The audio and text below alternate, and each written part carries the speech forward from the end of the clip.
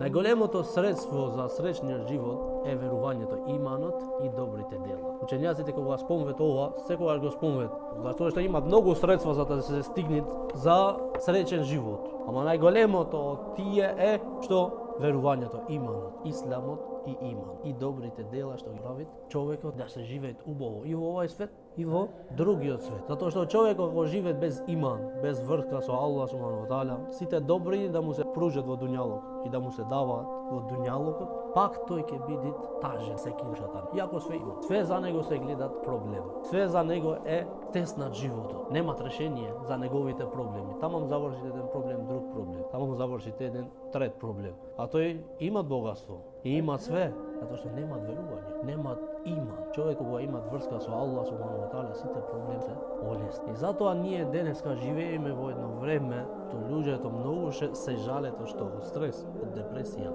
од мачен живот, финансијарски проблем, дури и болести, физички, телесни, психолошки болести и така натаму.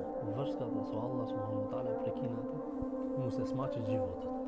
И све поминвид после ова каде? Во депресија, поминвид во стрес. Све се плаши од што? Од иднината. Како ќе биде во иднината?